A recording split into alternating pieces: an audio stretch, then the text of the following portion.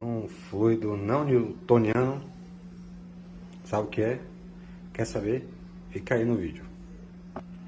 Eu peguei farinha de milho, coloquei um pouco de água numa tigela, na proporção certa para obter isso aqui. Observe como a viscosidade do líquido varia de acordo com a pressão que eu exerço nele. Aqui você vê que é um líquido, tá bem fluido, né? Bem fluido. Se eu tocar com o dedo rapidamente assim, eu posso bater nele que eu não... Se bater no líquido, meu dedo não vai entrar. Agora, se eu colocar meu dedo devagar, vai lá.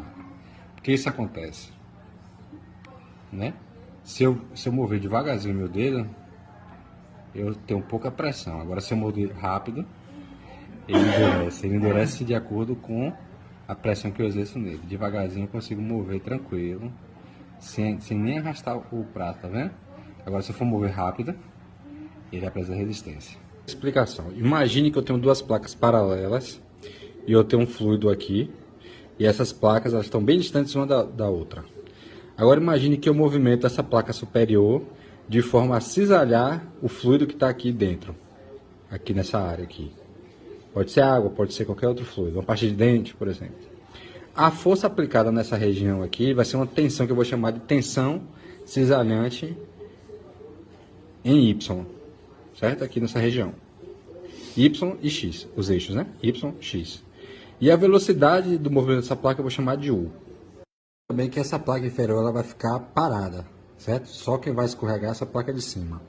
De forma que a tensão de cisalhamento em função de Y vai ser dada pela derivada da velocidade do fluido em Y em função de Y.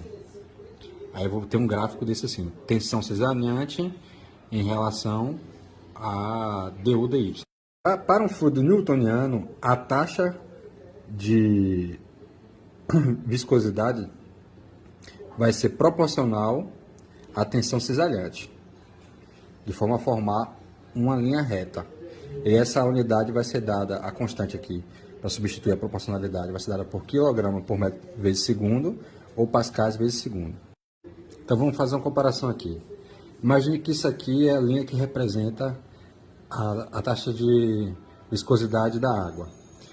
Uma linha que tivesse uma inclinação menor, um ângulo menor aqui, seria um fluido menos viscoso. Por exemplo, o ar. E o óleo, que é mais viscoso, teria uma linha mais inclinada para cima, um ângulo maior aqui formado. Então a gente pode observar aqui dois outros tipos de fluidos. Os fluidos pseudoplásticos e os fluidos dilatantes. Os fluidos dilatantes eles têm uma taxa de viscosidade não linear, assim como os pseudoplásticos.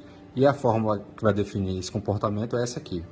A tensão de cisalhamento vai ser igual a constante K multiplicado pela taxa de variação derivada de du dy elevado a n. Quando n é igual a 1, o fluido é newtoniano, como no caso anterior, vai ser uma linha reta. Quando n é maior que 1, vou ter um fluido pseudoplástico, e quando é menor que 1, a gente vai ter um fluido dilatante, que é como a gente viu no vídeo, que mostrou o experimento, né? No caso, o comportamento dele é diferente, né?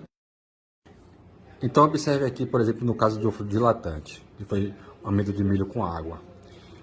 Como ele vai formar uma curva exponencial, à medida que a taxa de cisalhamento vai aumentando, ele vai aumentando também sua viscosidade. De forma que os intervalos aqui vão ficando menores, ou seja, quanto maior a taxa de cisalhamento, ou seja, a pressão que eu vou exercer ali, né, para ele fluir, mais o comportamento dele vai ser mais viscoso, a poder se comportar próximo de um sólido. Os pseudoplásticos são alguns tipos de tintas, e quanto maior a pressão exercida sobre ele, mais elas ficam fluidas. E nós temos também alguns materiais que são chamados plásticos de Brigham. Por exemplo, a parte de dente, que ela passa a ser fluida a partir de uma certa tensão. Então ela se comporta como um sólido até certa tensão e à medida que você exerce pressão no tubo, ela passa a escorrer como fluido. Aqui vocês podem observar que a parte de dente está aqui na ponta, mas ela não cai, certo? Ela fica aqui pronta para cair, mas não cai. À medida que eu vou exercendo pressão, ela passa a se comportar como fluido.